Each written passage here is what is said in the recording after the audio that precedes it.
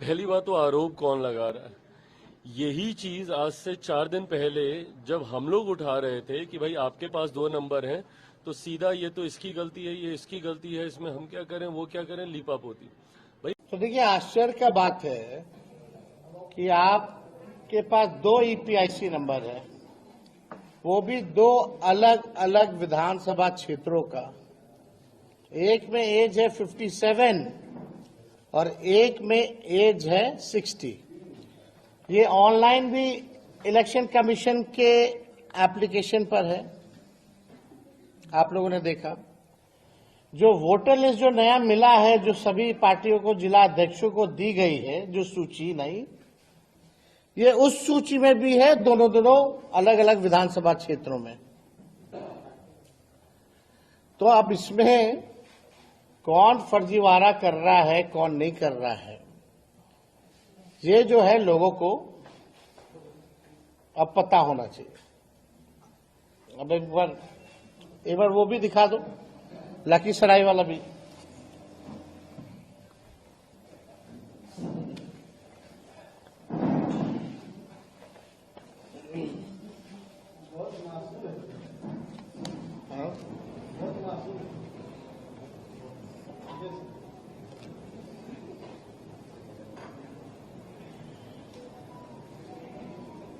तो आपको तब तक आता है, थोड़ा 1 मिनट लगता है इंटरनेट वगैरह आने में।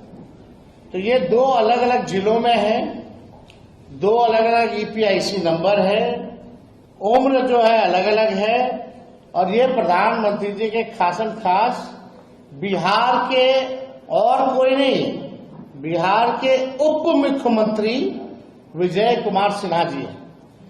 अब लखीसराय जिले के लखीसराय विधानसभा क्षेत्र से इनका ईपीआईसी आईडी नंबर है, आप सब लोग लिख सकते हैं, IAF 39393337। और पटना जिले की बांकीपुर विधानसभा निर्वाचन क्षेत्र से इनका ईपीआईसी आईडी है AFS 0853341।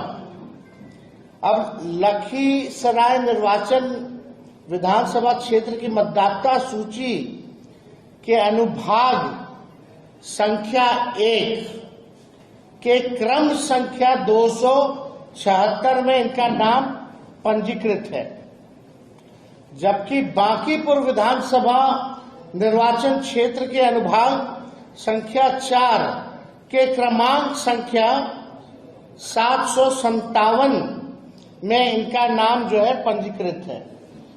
पहली बात तो आरोप कौन लगा रहा है। यही चीज आज से 4 दिन पहले जब हम लोग उठा रहे थे कि भाई आपके पास 2 नंबर हैं तो सीधा ये तो इसकी गलती है, ये इसकी गलती है, इसमें हम क्या करें वो क्या करें, लीपापोती। भाई पहले आप अपनी चिंता कीजिए ना।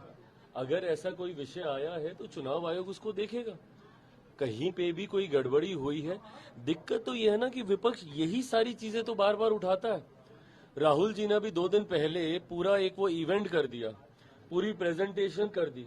प्रेजेंटेशन किसके लिए की?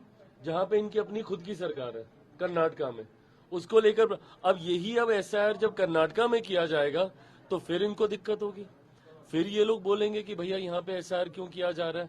भाई शिकायत भी आप करते हैं, उसको ठीक करने की जब प्रक्रिया का इस्तेमाल किया जाता है, उस प्रक्रिया पे भी इस्तेमाल आप उठाते हैं।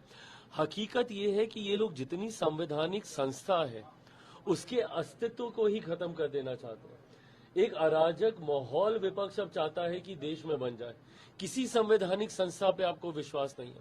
न्यायालय से लेकर जितने संवैधानिक वो है पद है, उस पे आप अविश्वास आप जाहिर करते हैं।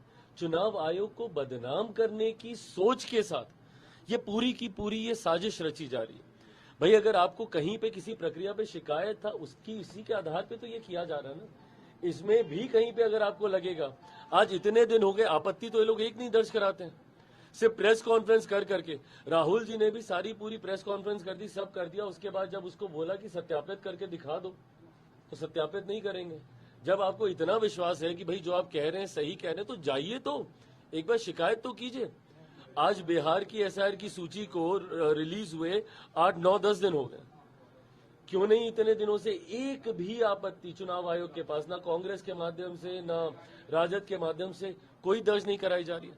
तो सिर्फ मीडिया में आना, बातें करना और भाग जाना, मतलब ये सिर्फ हंगामा खड़ा करना ही आप लोगों का मकसद है ना। पार्लियामेंट आप चलने नहीं देंगे, लोकसभा में आप काम होने नहीं देंगे। जिस प्रक्रिया की आप शिकायत करेंगे उसी को सुधारने के लिए जब एक दूसरी प्रक्रिया का इस्तेमाल किया जाएगा,